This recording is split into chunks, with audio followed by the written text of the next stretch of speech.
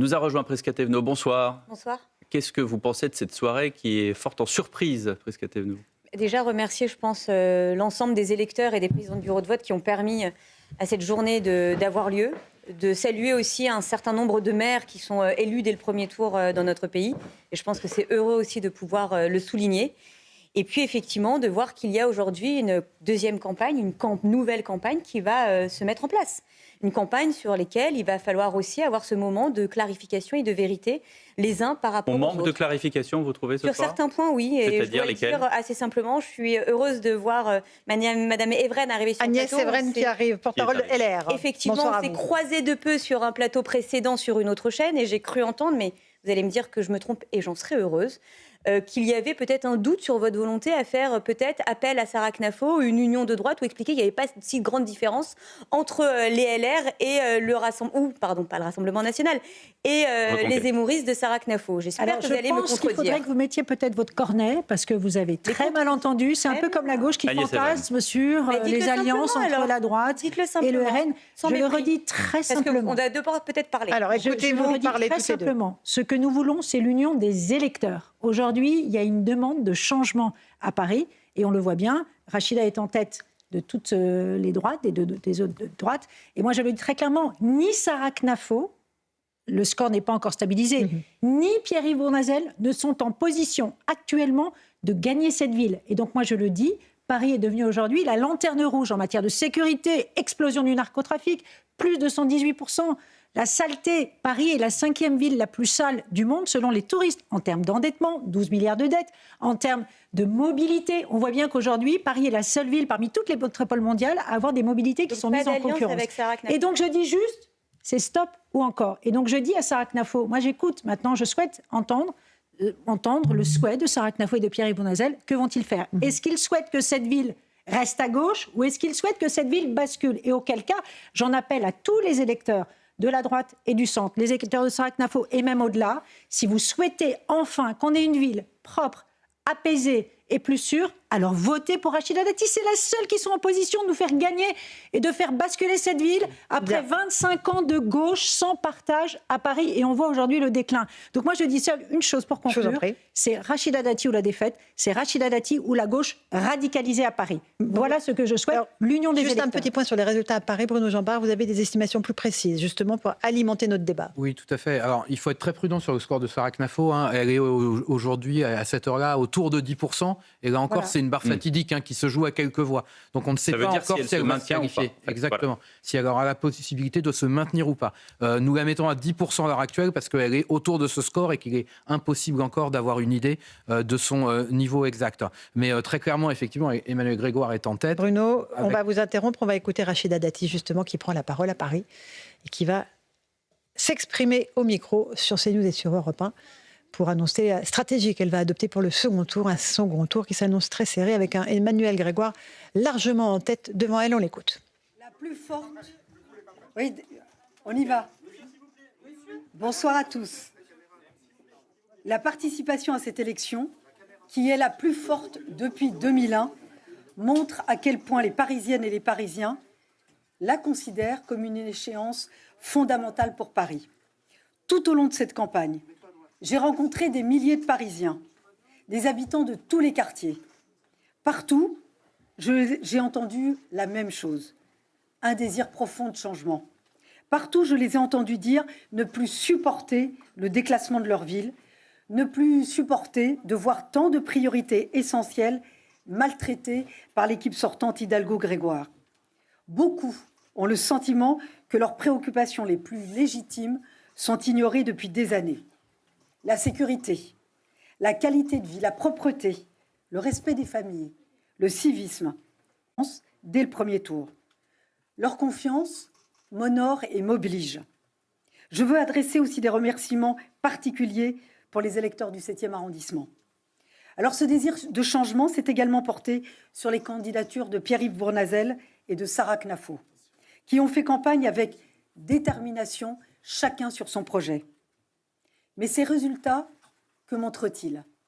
Ils montrent également que la division affaiblit le camp de l'alternance et du changement. La division nous affaiblit. Ce soir, c'est une nouvelle élection qui commence. Le deuxième tour est celui du choix fondamental, du choix décisif, du choix définitif. D'un côté, le projet le plus idéologique, le plus caricatural, le plus rétrograde, celui d'une gauche extrême, prête à toutes les compromissions pour se maintenir au pouvoir.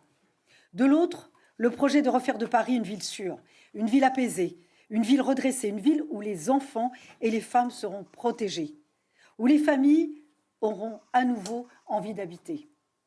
Une ville qui retrouvera son rang parmi les plus grandes métropoles du monde. Dimanche prochain, l'enjeu, c'est la vie des Parisiennes et des Parisiens. Elle ne sera pas la même avec M. Grégoire et ses amis de la gauche radicale ou avec notre victoire. J'appelle toutes celles, tous ceux qui ne veulent pas que Paris s'enfonce dans la fuite en avant idéologique et la fuite en avant fiscale, qui ne veulent plus de cette gauche sectaire et à bout de souffle, à se rassembler effectivement le plus largement possible. La victoire est possible, elle a une exigence, c'est le rassemblement et la mobilisation. Si tous les Parisiens qui veulent le changement se mobilisent, se rassemblent, nous changerons Paris. Je vous remercie. Voilà pour cette prise de parole de Rachida Dati. Agnès Evren, un appel aux électeurs à se rassembler. Concrètement, ça veut dire quoi? Ça veut dire qu'il y a des discussions en cours avec les équipes de M. Bournazel, sans doute. Est-ce qu'il y aura des discussions avec les équipes de Mme Knafo? Je souhaite qu'on puisse... Avec Mme Knafo aussi? Avec Pierre Bournazel. Okay. Et ce que disait là Mme Dati, c'est un appel au rassemblement de tous les électeurs qui souhaitent l'alternance à Paris. Donc c'est une alliance des électeurs. Y compris ceux de Mme Knafo, donc. Oui, on parle aux électeurs. On ne fera pas de fusion de liste avec Mme Knafo. On ne sait pas encore si elle atteint les 10. Mais encore une fois, les choses sont très très claires. Aujourd'hui, si l'un comme l'autre se maintiennent, Paris est perdu. Alors que pour la première fois depuis 25 ans, on a une chance historique, crédible, vraie, unique de faire basculer cette ville. Après, ça et donc j'en appelle à l'intelligence collective. Et les électeurs sont adultes, je les respecte et je sais pertinemment, et je leur fais confiance pour se dire on a cette opportunité historique et on va la saisir pour faire basculer cette ville. Est-ce que c'est clair pour vous, Prisca Thévenot? On va voir dans les heures qui vont venir et les jours qui vont arriver. Il n'y aura pas d'alliance. Je vous le dis droit dans les yeux, il n'y aura pas d'alliance avec Sarah Knafo. Vous avez soutenu Pierre Bournazel. Moi, je tends l'oreille. Si vous voulez qu'on soit partenaire, il va falloir qu'on apprenne à se parler, Madame Evren. Mais on l'est déjà plus ou moins. Hein. Non, mais c'est pour ça que je le dis. Moi, je le dis assez simplement. Paris mérite l'alternance. Nous devons à Paris l'alternance. Mais cette alternance, elle n'est pas à tous les prix, coûte que coûte, quoi qu'il arrive, en essayant petit à petit de faire des clins d'œil à l'extrême droite. Et donc, j'entends de votre part qu'il n'y aura pas d'alliance demandée de la part de Rachida Dati à Sarah Knafo. Et donc, nous devons aujourd'hui faire en sorte que cette union pour cette alternance existe. Mais attention, l'union, elle ne se décrète pas. Elle se construit. Et donc, les heures qui vont venir, les moments qui vont arriver, ce seront des moments de vérité et de clarification où chacun, nous devrons prendre nos responsabilités. Jacques Serret. Oui. Madame Thévenot, puisque vous en appelez à l'alternance, est-ce que justement vous appelez ce soir les électeurs de Sarah Knafo à soutenir la candidature de Rachida Dati? Je n'ai rien à demander à Mme Knafo. Non, pas Mme Knafo, à ses électeurs. Est-ce que ce soir, puisque vous appelez de vos voeux une alternance à Paris, vous avez besoin des électeurs de Sarah Knafo pour l'alternance? Non, je pense qu'on a besoin d'un projet clair, d'une union solide et avec des lignes rouges identifiées. Et là, je vais rejoindre Mme Evren, vous voyez, c'est qu'on n'est pas là pour dire aux uns et aux autres quoi voter, on est là pour nous, politiques, avoir des positions extrêmement claires, des démarches extrêmement lisibles, pour qu'ensuite les électeurs parisiens puissent s'y retrouver. Et c'est ça qui est important aujourd'hui. Sinon, pardon, ça fait de la politicaille, et vous le savez mieux que personne pour être des commentateurs de la vie politique, les Français et donc les Parisiens n'aiment pas ça. S'il n'y a pas les électeurs de Sarah Knafo, Rachida Dati n'a aucune chance d'être élue. Donc je veux bien qu'on... Réagir. On ne peut pas d'un côté dire on ne discute qu'avec Sarah Knafo, ou alors on ne discute qu'avec Pierre Bournazel. S'il y a une union de tous les électeurs, c'est l'ensemble des électeurs. Vous voulez parler avec Sarah Knafo? Ceux qui ont voté. On parle aux électeurs. Encore une fois, je le redis, il n'y aura pas d'alliance avec Sarah Knafo. Ça veut dire quoi alors? On parle aux électeurs. Vous allez prendre quel point du programme de Sarah Knafo, du parti Zemmouriste, dans votre programme? C'est quoi alors? On ne parle pas aux électeurs comme ça, on leur parle sur le fond. Je suis désolée. On leur parle sur le fond, mais qu'est-ce que souhaitent les électeurs de Sarah Knafo? Ils veulent des lignes claires. Plus de sécurité. Et ça veut dire quoi? Le projet de Rachida Dati est très clair. Ils veulent plus de propreté. Ils veulent une réduction de la dette. Aujourd'hui, il y a une suradministration, une surbureaucratisation aujourd'hui de l'hôtel de ville. Ça, on entend. Mais attention, aujourd'hui, ce qu'il faut voir, c'est que M. Grégoire est devant. Oui. Donc visiblement, c'est pas encore très clair dans la tête de tous les gens. Et il faut se le dire assez simplement, la clarification, elle doit être sur le fond. Et il faut aussi accepter on n'est pas dans une querelle d'égo là. Alors, on parle de Paris. Thierry Bournazel, moi je vous écoute. Qu'est-ce qu'il va décider? Mais non, ça discute en tout cas. Mais monsieur Lebret, vous voyez quelque chose, c'est quelque chose d'important. C'est qu'on est en train de discuter de façon extrêmement transparente sur des choses que les Français ont besoin de savoir. Et les discussions dans les couloirs, c'est bien, mais je pense que de les avoir devant les Français et sur votre plateau, et je vous remercie de le permettre, c'est aussi important. Parce que ça permet aussi de voir où on veut aller et de façon très concrète comment les unions éventuelles peuvent se faire. Moi, je vais vous dire franchement, est-ce que vous imaginez, encore une fois, dans une même pièce, Sarah Knafo, Pierre-Yves Bournazel et Rachida Dati? Non. Eux-mêmes ne refuseront de se parler en ces termes-là. En revanche, encore une fois, de parler à tous ces électeurs de la droite, du centre et au-delà qui souhaitent l'alternance, parce qu'ils n'en peuvent plus de cette politique inconséquente de Madame Hidalgo, et ça fait 25 ans que ça dure. Là, en effet, on peut réussir cette alternance. Et c'est la seule, encore une fois, aujourd'hui, qui est en position de réaliser cette alternance. C'est la seule. Parce que je le redis aussi, attention, vous savez que désormais, avec la prime majoritaire à 25, c'est celui qui arrive en tête qui rafle tout. Et donc, on doit mettre Rachida Dati la plus haut possible pour qu'elle puisse, encore une fois, gagner cette ville. Mais on peut poser la question autrement, Agnès Evren. Est-ce que vous pensez qu'un électeur de Sarah Knafo va voter pour M. Grégoire? Non, je ne pense pas. Ben non, je ne vois pas un électeur de Sarah Knafo voter pour... En revanche, je pense que beaucoup d'électeurs de Sarah Knafo ont envie de l'alternance. Et donc, ils vont regarder objectivement et de façon très lucide laquelle est en position d'offrir cette alternance. Eh bien, c'est Rachida Dati. C'est la seule question à se poser. Tout le reste, c'est de la tambouille inutile. Alors, justement, on va aller au QG de Sarah Knafo, rejoindre Mayalène Trémollet d'Europe 1. Bonsoir Mayalène. On n'a toujours pas de discours de Madame Knafo qui attend évidemment que l'estimation de son score soit plus précise pour prendre la parole. C'est bien cela, Mayalène? Eh bien oui, exactement, puisqu'ici, dans le 2e arrondissement de Paris, toute la salle est sous tension. Les militants venus en écharpe jaune attendent avec anxiété les résultats.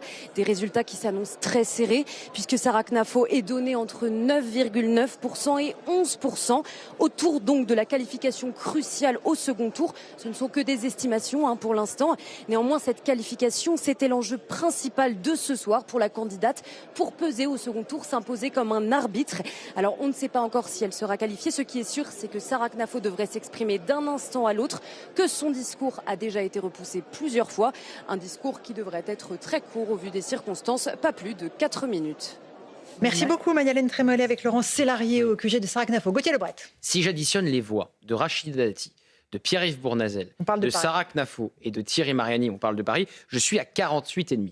48,5. Donc, évidemment qu'il n'y aura pas une alliance, mais vous allez avoir besoin des électeurs du Rassemblement national, de Sarah Knafo, et on verra ce qui se passera autour de la liste de Pierre-Yves Bournazel. Mais si le Renaissance et les Républicains veulent battre Anne Hidalgo, il faut les électeurs du Rassemblement national et de Sarah Knafo. C'est comme ça. Il n'y a pas d'autre option. Vous pouvez rire, Prisca Thévenot, mais il n'y a pas d'autre option. Je ne ris pas. Je suis assez étonnée de la démarche. La politique, c'est pas simplement des mathématiques. On n'additionne pas les gens comme ça. On ne marchande pas ces électeurs. C'est pas une question de marchandage.